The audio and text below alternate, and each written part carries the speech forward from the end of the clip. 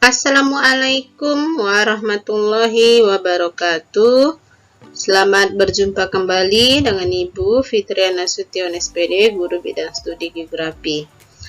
Baiklah Ananda, minggu lalu atau pada pertemuan yang sebelumnya kita sudah masuk pada komponen peta, di mana di situ sudah kita bahas satu persatu mulai dari judul peta, garis astronomis, garis tepi, skala, inset, dan lain sebagainya. Itu ya, ada 10 ataupun 11 komponen peta.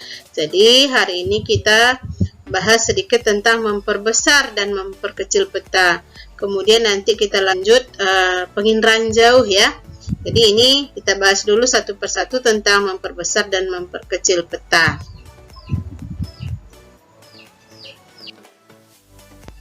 Oke. Yang pertama yang kita bahas di sini yaitu tentang memperbesar peta. Arti dari memperbesar peta itu adalah bagaimana agar gambar tadi semakin besar ya. Jadi intinya kalau memperbesar peta itu gambar pada peta semakin besar tetapi angkanya semakin kecil. Dan sebaliknya, memperkecil peta itu artinya gambar peta itu yang semakin kecil ya. Tetapi angkanya atau skalanya itu semakin besar, itu ya, angka atau skalanya itu semakin besar. Masuk kita membandingkan dua buah peta. Untuk membandingkan dua buah peta ini, kita bisa menggunakan rumus seperti slide yang ditampilkan ini ya, yaitu rumusnya apa? D1 kali S1 sama dengan D2 kali S2. D1 itu apa? Jarak pada peta yang pertama. D2 jarak pada peta yang kedua. S1 skala pada peta yang pertama. S2 itu adalah skala pada peta yang kedua. Jadi Ananda memang harus betul-betul dipahami ya, harus mengerti rumus ini, harus bisa dihafalkan, baru bisa nanti mengerjakan soal. Itu dia. Jadi harus apa? D1 kali S1 sama dengan D2 kali S2. Atau mungkin simbolnya berbeda ya, tetapi maksudnya sama. Atau mungkin P1 kali S1 kemudian P2 kali S2 itu sama. Jadi Ananda harus paham dari keterangan yang ada pada rumus. Pada bab kedua itu kan ada pemetaan, ada penginderaan jauh, dan ada sistem informasi geografi. Jadi kita sudah membahas tentang pemetaan, ya, dan sekarang kita masuk pada penginderaan jauh, itu ya. Jadi penginderaan jauh itu disebut dengan inderaja atau remote sensing. Apa itu penginderaan jauh? Penginderaan jauh didefinisikan sebagai ilmu dalam mengumpulkan informasi suatu objek tanpa menyentuh atau berkontak fisik langsung dengan objek tersebut. Secara umum, penginderaan jauh berkaitan dengan pengolahan citra dalam mengetahui atau mengamati suatu fenomena di muka bumi.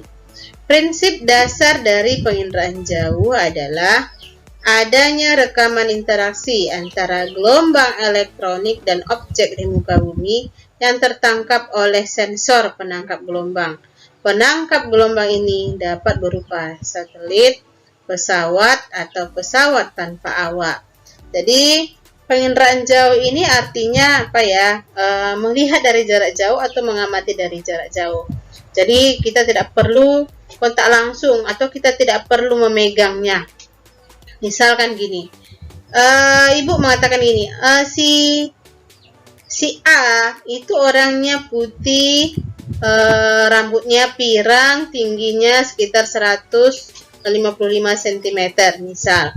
Kan ibu kan tidak harus menyentuh dia baru ibu tahu dari segi warnanya atau apanya, tapi cukup ibu amati saja. Nah, itu juga sudah termasuk ke dalam inderaja ya, atau penginderaan jauh. Jadi Ananda harus betul-betul dipahami dulu definisinya, baru nanti bisa kita membahas tentang komponen yang ada dalam penginderaan jauh.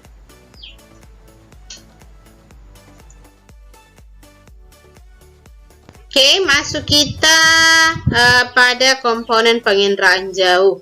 Tuh ya, jadi ada beberapa komponen dalam penginderaan jauh nih yang nanti akan kita bahas satu persatu. Jadi Ananda silakan perhatikan dulu slide di sini, bagaimana cara kerja dari penginderaan jauh itu. Tuh ya.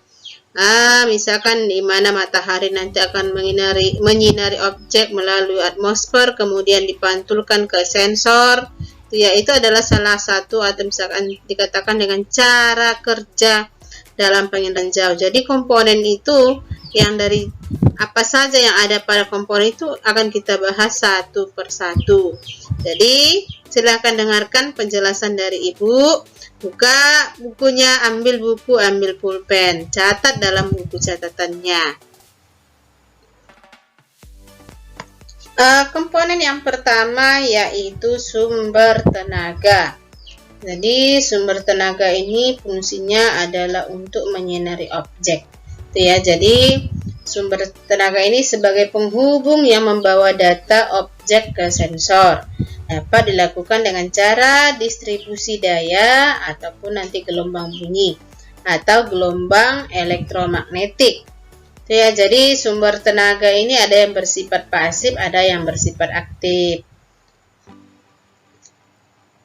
Sistem pasif menggunakan sumber tenaga matahari. Radiasi matahari dapat terurai menjadi berbagai panjang gelombang. Contohnya infrared thermal ya, atau inframerah. Kemudian ada sistem aktif, yaitu menggunakan tenaga buatan atau tenaga pulsar sehingga dapat merekam objek dengan bantuan di luar matahari. Biasanya untuk kasus di malam hari contohnya laser ya. Jadi kalau yang tadi misalkan sistem yang aktif bisa menggunakan juga atau sinar bulan itu ya, sinar, tapi lebih sering itu sih bukan itunya, walaupun kita berpatokan atau misalkan menggunakan sinar bulan kok hasilnya juga kurang bagus. Jadi biasanya senter atau pencahayaan dari laser itu termasuk ke dalam sistem aktif ya. Tapi kalau misalkan tadi yang pasif itu yang paling pas contohnya itu adalah sinar matahari ya. Itu dia. Jadi Ananda harus bisa membedakan mana yang pasif, mana yang aktif.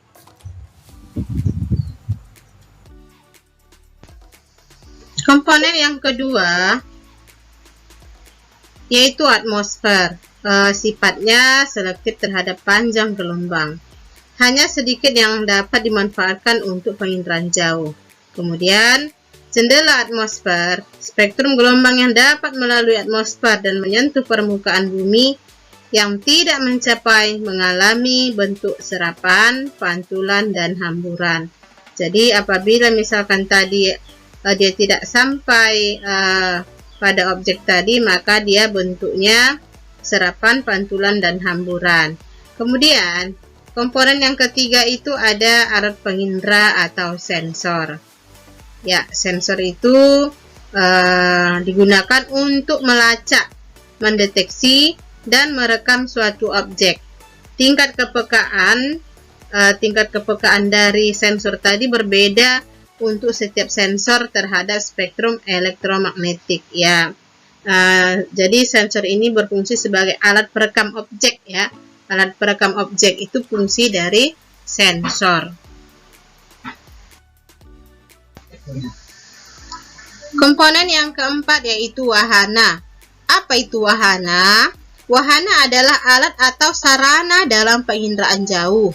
Misalnya pesawat terbang, balon udara, jet, atau misalkan drone ya. Itu juga termasuk ke dalam wahana dalam penginderaan jauh. Kemudian komponen yang kelima yaitu citra.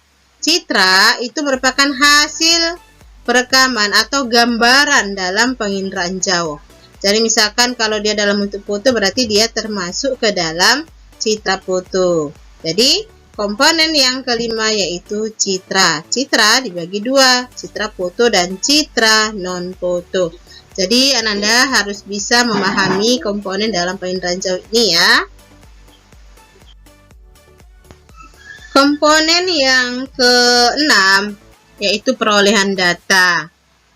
Perolehan data ini dapat dilakukan dengan interpretasi, yaitu mengidentifikasi objek dan menilai arti pentingnya objek yang tergambarkan pada citra tersebut. Citra terbagi menjadi dua, citra foto dan citra non-foto. Jadi dia perolehan data tadi meliputi manual ya, yaitu interpretasi secara visual dan biasanya untuk citra udara.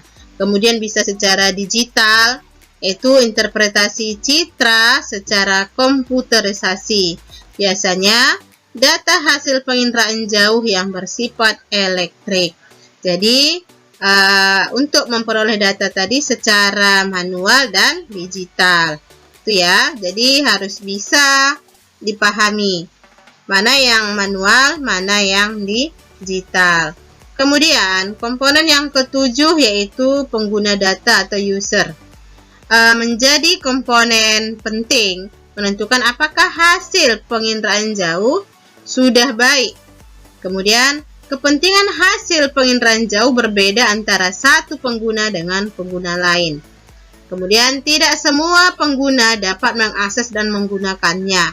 Ya, jadi pengguna data, misalkan kalau kita tadi seorang siswa atau mungkin ibu sebagai guru, berarti itu juga sudah termasuk ke dalam pengguna data. Itu ya. Jadi untuk kepentingan sudah pasti berbeda. Kalau mungkin ada misalkan untuk bencana alam, berarti kan bukan kita semua yang menggunakannya, berarti khusus untuk Badan Penanggulangan Bencana. Itu ya. Jadi dan juga tidak semua pengguna itu dapat mengakses dan menggunakannya. Jadi dia dibatasi. Oke. Jadi secara umum tadi ada 7 ya komponen dalam penginderaan jauh.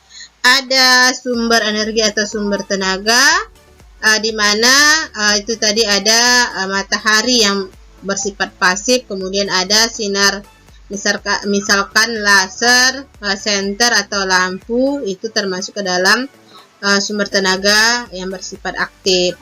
Kemudian ada apa lagi? Atmosfer sebagai perantara, dan yang ketiga seharusnya di sini ada objek ya. Ya, kita tambahkan saja objek. Objek itu menjadi sasaran dalam penginderaan jauh. Kemudian ada wahana itu apa? Media atau sarananya. Kemudian ada sensor sebagai alat perekam. Kemudian ada perolehan data ya, di mana untuk mendapatkan itu bisa melalui manual dan digital, dan ada pengguna data, yaitu kita misalkan siswa dan pengguna data lainnya. Jadi Ananda harus bisa membedakan yang mana komponen dalam penginderaan jauh tadi ya.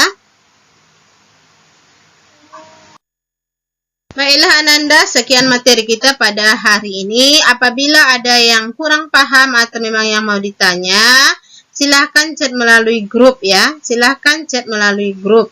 Oke, nanti kita akan bahas di grup tersebut agar kawan-kawan yang lain juga bisa mengetahui.